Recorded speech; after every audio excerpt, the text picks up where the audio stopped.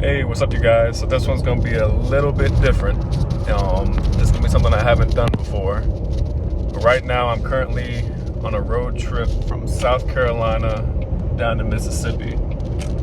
And basically, what started this whole thing was probably when I was in second or third grade, and I'd stumbled across Doris Outlaw's book.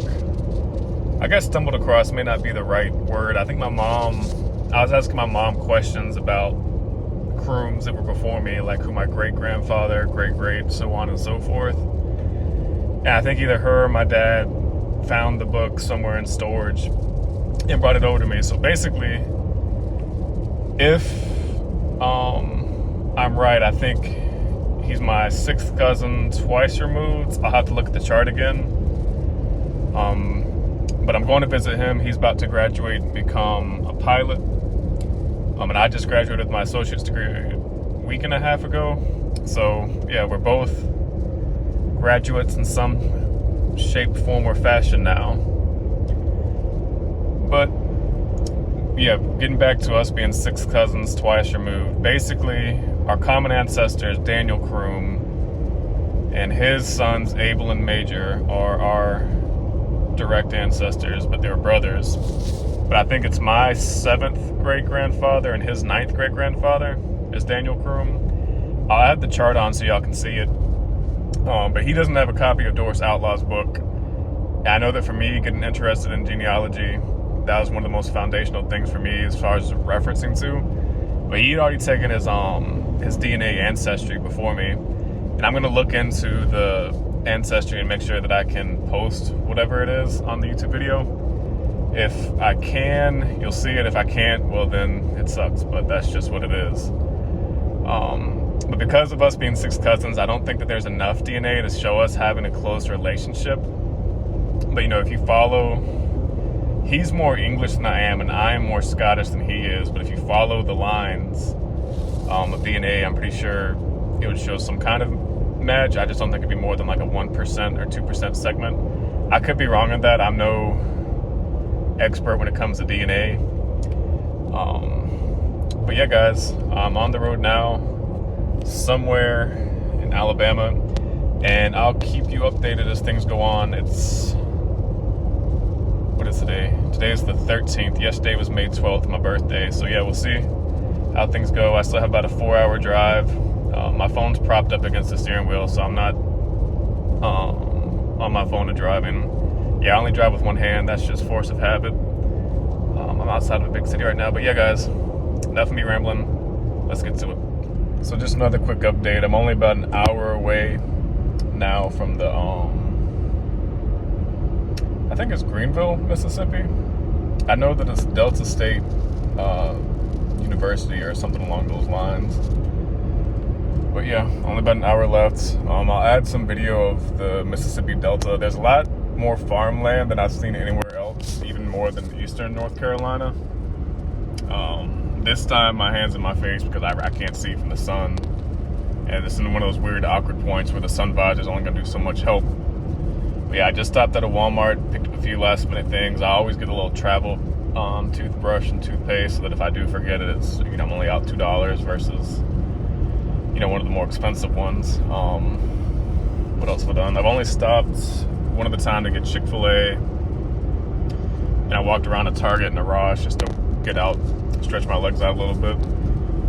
But to get more into detail, I don't know if I should do it in this video or add it in a separate one, but the Doris Outlaw book, it's 200 plus pages easily, but it's pretty much my last name, Croom. There's a few exceptions, whether it was she just didn't know, or whether it was to keep family peace, where she kept certain family members out that were Crooms biologically, but they may not have been accepted socially. But outside of those very few instances, pretty much anybody you could think of as a Croom, there's probably tens of thousands of names in there. And this was done back in the 1950s, so you have to think now that most of those people have probably had grandchildren, or, if not great-grandchildren, in most cases. Could be even more. It could be on the, second grade or third grade. But yeah, pretty much it lists all the people you could think of going back to Daniel Croom. And one of my cousin Marcus's estimates is there's probably about 500,000 descendants of Daniel Croom altogether. It's only about an hour left of sunlight, so I'll add a video into the sunset. It's not really a full sunset yet, but you can see the sun going down and there's clouds off in the distance. But yeah, the Mississippi Delta is a really nice, beautiful place. I stopped at the Walmart. I think I was in Greenwood, Mississippi. You can tell that it's definitely a lot poorer than the other parts of the country. For whatever reason, this stuck out to me. I had pictures of it, but the Walmart parking lot, for whatever reason, the people just leave their carts and walk away.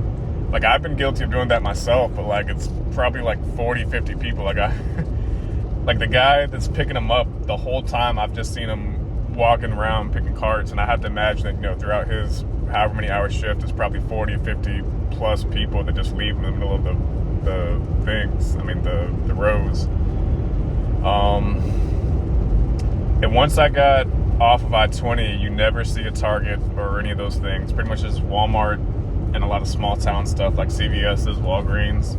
I know I've watched videos in the past talk about pharmacy deserts and stuff like that out here. I'm not really sure if they have that issue where I'm at right now, but I know that it's probably been at least 10 miles. I'm in the middle of nowhere, but 10 miles since I've seen a pharmacy.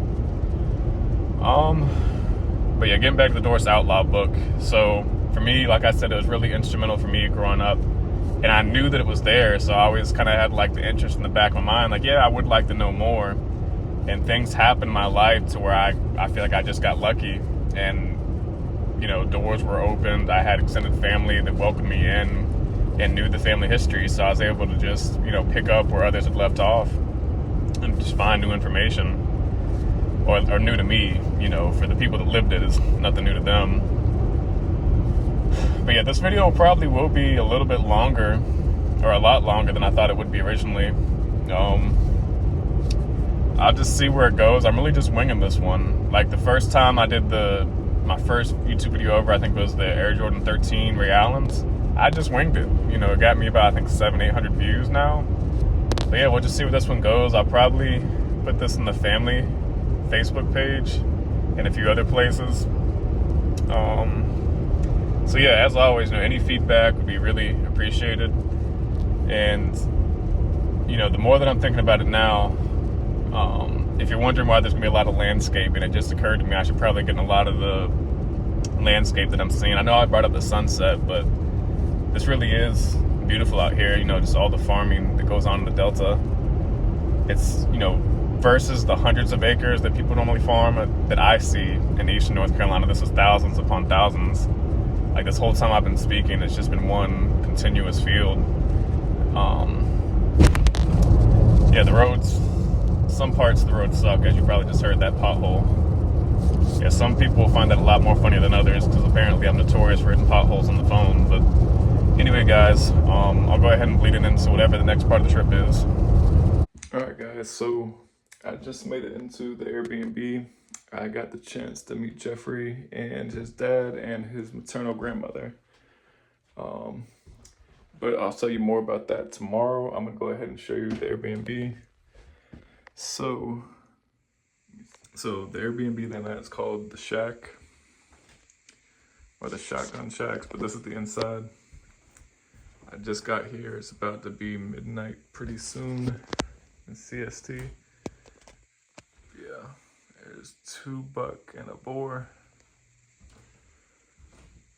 I'm assuming that's the back door. It's nighttime.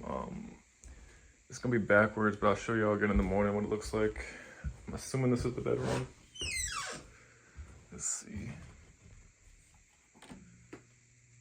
Let's get the light. That's the fan. I guess we're gonna do it with this one.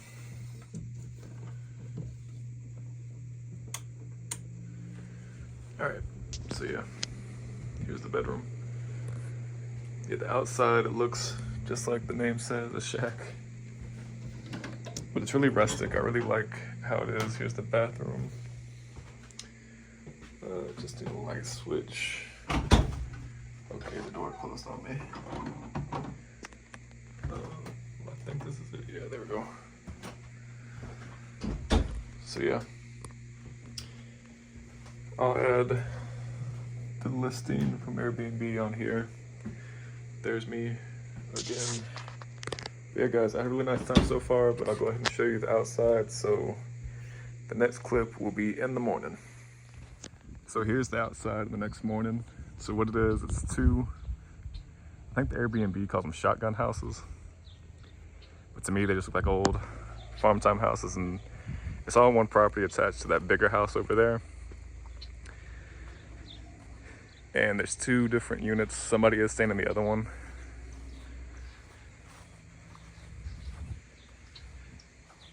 But yeah, I really like it. I really like how the whole property is. I think the property owner is cutting grass right now.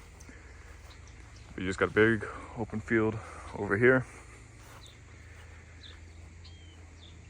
Oh, and then there is another, it looks like another house right through there. I don't know if you can see that. Let me see, I'll go ahead and walk around to the back.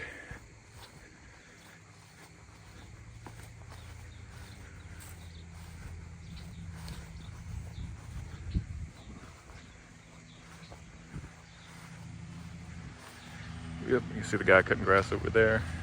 Oh, I didn't know that was back there either. Okay, here's the little back little porch. Right over there. And so it's one, I guess that could be a detached property too. I don't know if that's like the in-law suite or what, but about 4 or 5 different places over here. But yeah, it's a real nice Airbnb. I can't tell if the structure itself is original. Like if certain parts are and some parts have been replaced, or if this is all new. I don't really know enough to be able to tell you guys. But yeah, this is my first time being in the Delta. It really is beautiful. It's just farmland. It's really simple, you know, country living. But yeah, that's it for the outside. I'll try and get another drive-by of driving by the front of the house. Mr. Austin Hard.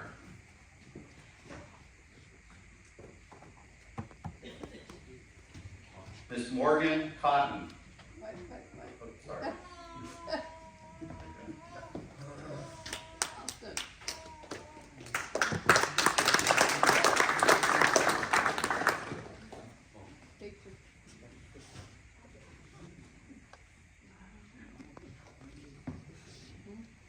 Mr. Jeffery Croom.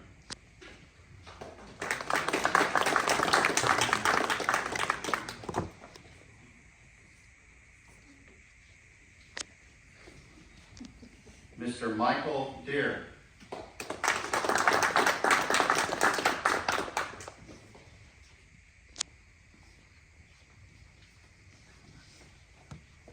Mr. August Gus Gamchip.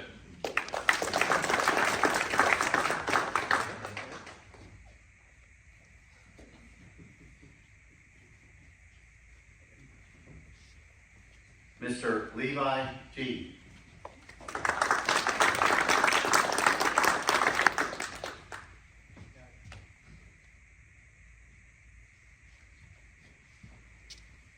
Mr. Colby Nelson.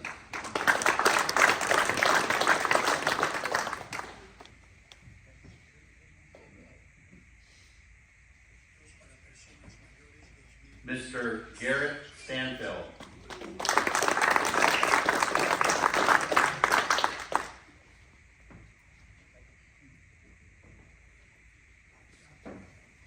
Mr. Christian Wagner.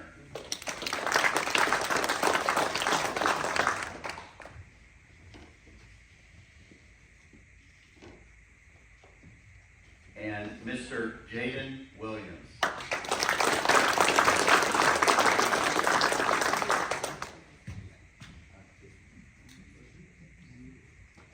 All right, let's give them a round of applause. All right guys, so I'm just getting back home. I'm gonna recap how the last 2 days went after I got to Georgia, which is where my cousin Jeffrey's from.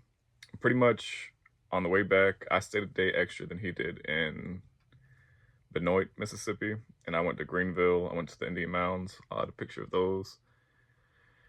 But pretty much on the way back, he had called me and asked me if I wanted to go do a run to go get some watermelons in Florida.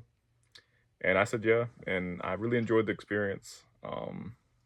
So Jeffery, whenever you watch this, I really appreciated it. I really liked it. Pretty much what we did was we drove from Georgia down to somewhere, I guess middle Florida, and we got roughly 800 melons, filled the truck up, and I'll add all the different pictures and stuff along the way.